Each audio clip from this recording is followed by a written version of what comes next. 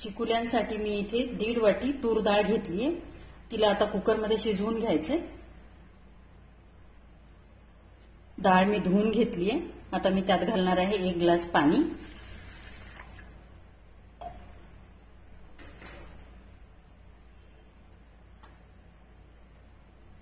आणि अर्धा चमचा हळद.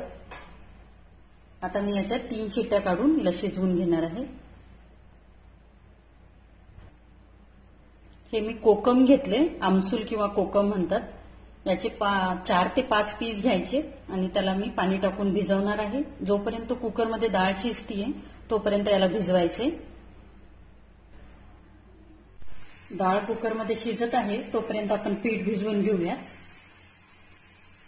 मी घेतलीये गव्हाचं पीठ घेतलंय. मी हे 2.5 वाट्या गव्हाचं पीठ.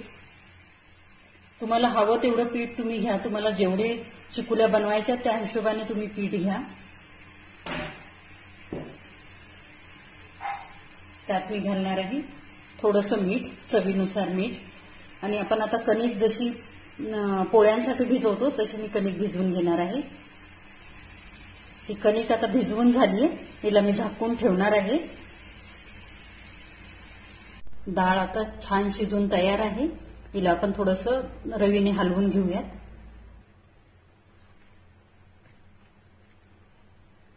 मी यात थोडंसं गरम पाणी घालते.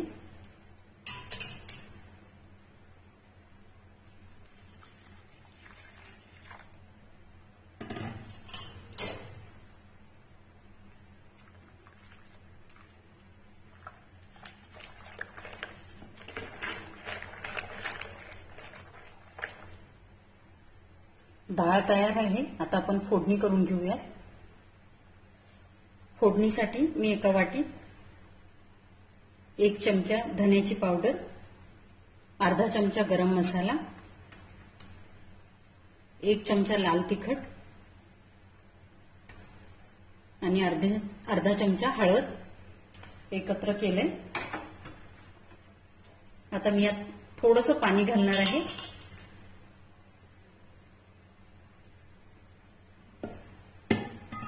आणि याला मिक्स करून घेणार आहे. मी गरम पाणी घातलं यात. याला मिक्स करून घेणार आहे.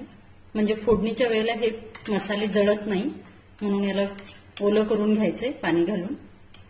आता फोडणी करून घेऊयात. फोडणीसाठी मी गॅसवर एक भांड ठेवले.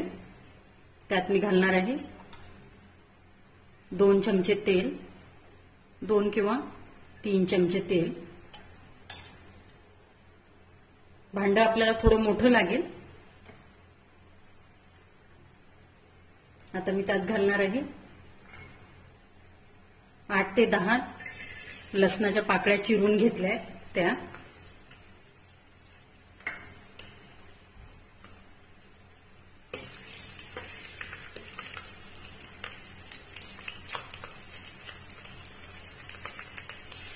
आता लसूण परतलाय. आता यात आपण घालून घेऊयात आपण वाटीत जे मसाले भिजवून ठेवले होते ते.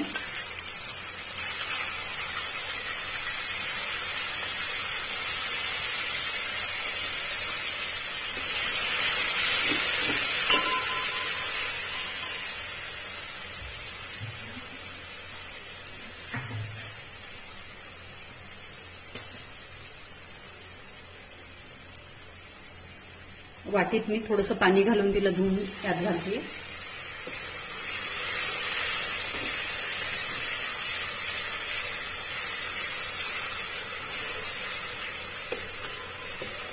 मसाल्यांमध्ये पाणी घातल्यामुळे ते जळत नाही.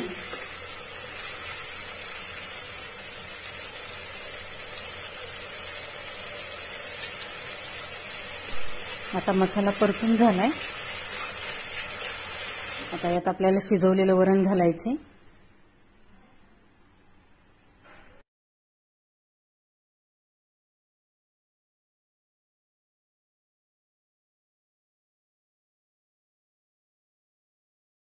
शिजवलेलं वरण घालून घेऊया.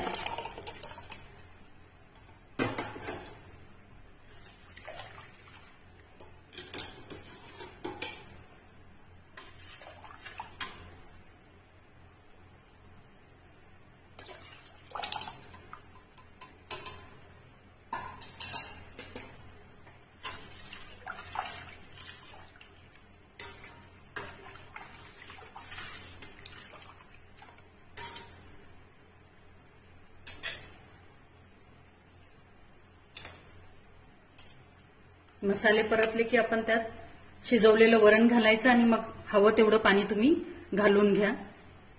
आता मी त्यात घालतीये मीठ, चवीनुसार मीठ.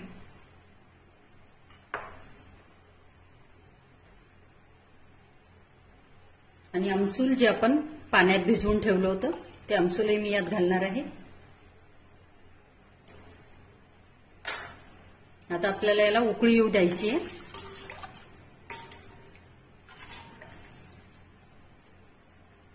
उकळी आल्यानंतर आपल्याला यात पोळ्या लाटून त्याचे काप करून टाकायचे. आता तोपर्यंत आपण पोळी लाटून घेऊयात. या वरणात आपल्याला थोडासा गूळ घालायचा आहे.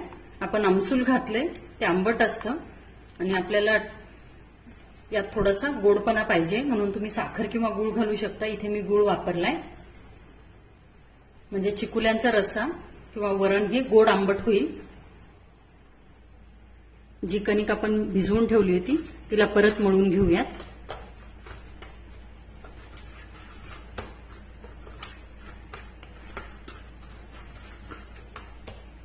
आता आपल्याला याची पोळी लाटायची आहे. पोळीसाठी मी उंडा घेतो तसा एक उंडा घेतलाय, त्याला पीठ लावून घेतलंय. आता त्याची पोळी लाटून घ्यायची आहे.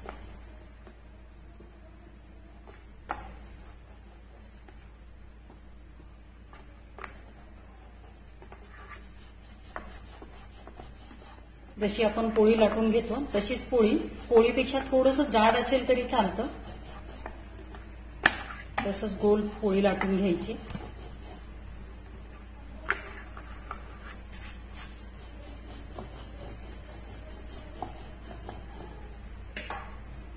आता ही पोळी तयार आहे. हिला आपल्याला कापून घ्यायचंय. त्यासाठी मी इथे चाकू घेतलाय. त्या चाकूने आपल्याला तिला तुम्हाला हवे तेवढे लहान किंवा मोठे काप तुम्ही करू शकता.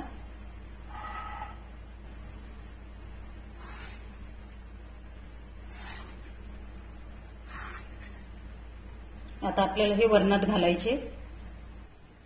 आता हे वरण उकळलंय. हे एवढं घट्ट आहे. नंतर जर जास्त घट्ट वाटलं तर आपण यात परत गरम पाणी घालू शकतो. आता यात आपण जी पोळी आपण चिरून घेतली आहे तिला घालूया.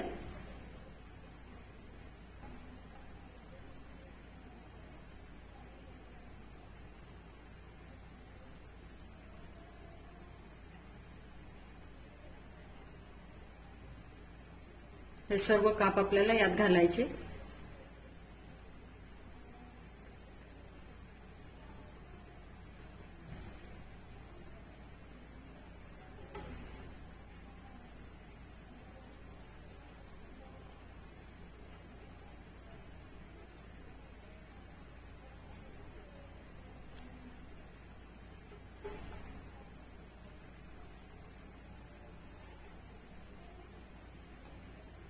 अशाच आपल्याला बाकी पोळ्या करून घ्यायच्या आणि त्या कापून त्याचे काप यात घालायचे. अशीच मी दुसरी पोळी पण लाटून घेणार आहे.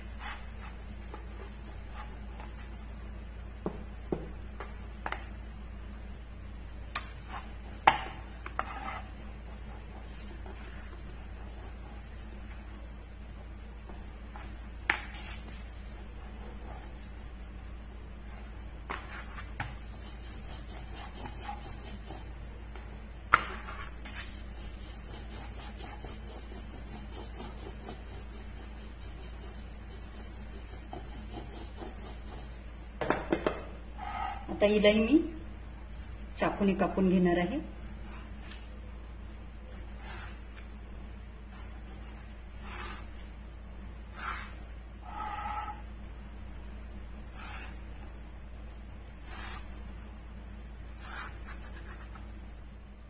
आता हिला मी परत वरणात घालून घेणार आहे आणि अशाच बाकी पोळ्या करून त्यांना लाटून कापून मग वरणात घालून घेणार आहे. आता सर्व पोळ्या टाकून झाल्या. बिलकुल तयार आहे. आता आपल्याला 5 ते 7 मिनिट शिजू द्यावं लागेल. फक्त शिजवत असताना मध्ये मध्ये हलवावं लागेल, नसतं ते बुडाला लागतं.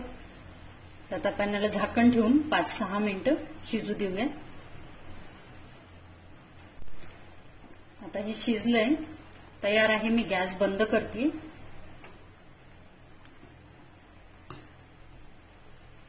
वरतून थोडीशी कोथिंबीर घालते आणि सर्व्हिंगसाठी काढून घेऊया. शिजत असताना मला 1-2 वेळा यात पाणी घालावं लागलंय. जर घट्ट वाटलं तर मध्ये मध्ये पाणी घालू शकतो आपण गरम करून. आता मी याला सर्व्हिंगसाठी काढून घेते. आता मी हे सर्व्हिंगसाठी काढून घेतले. खाताना आपल्याला यावर तूप घालून खायचे.